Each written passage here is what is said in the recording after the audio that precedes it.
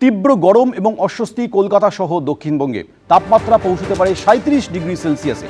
কিন্তু এই পরিস্থিতি থেকে মুক্তি কি মিলবে, কি বলছে আবহাওয়া দপ্তর? কথা বলবো, ঝিলম করঞ্জাই রয়েছেন আমাদের সঙ্গে। ঝিলম, একদমই আবহাওয়া দপ্তর যেটা জানাচ্ছে যে দক্ষিণবঙ্গে এই পরিস্থিতি থেকে এই মুহূর্তে সেরকম নিষ্কৃতির কোনো আভাস তারা পাচ্ছেন না।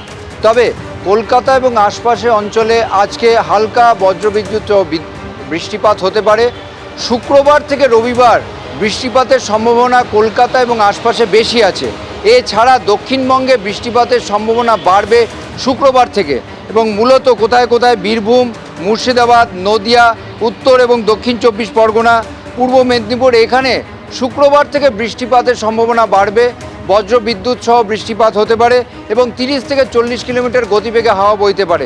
তবে এটা তোমাকে জানিয়ে রাখবো যে দক্ষিণবঙ্গে যখন এই দৃশ্য, এই পরিস্থিতি, উত্তরবঙ্গে বৃষ্টিপাতের সম্ভাবনা ক্রমশ বাড়ছে এবং আজ থেকে এই বৃষ্টিপাতের পরিমাণ বাড়তে থাকবে সমস্ত উত্তরবঙ্গের সবকটা জেলাতে।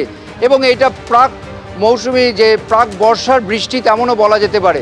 এবং খুব শীঘ্রই আজ, আগামীকাল বা পরশু এই 3 দিনের মধ্যে কেরালে যে মৌসুমি বায়ু ঢুকে যাবে এবং যে বর্ষার প্রবেশ সেটা আজকে বা আগামীকাল বা পরশু এই 3 দিনের মধ্যে যে কোনো সময় হতে পারে বলে আবহাওয়া দপ্তর সূত্রে জানা যাচ্ছে। অর্থাৎ কেরলে যদি বর্ষা ঢুকে যায় তার 1 থেকে 2 সপ্তাহের মধ্যে উত্তরবঙ্গেও সেই বর্ষার প্রবেশ, এবং ফলে এই যে পরিস্থিতি এখন এরকম কলকাতা এবং আশপাশে প্যাচে গরম থাকবে। দক্ষিণবঙ্গে এই গরমের আবহ থাকবে, হালকা বৃষ্টিপাত হতে পারে।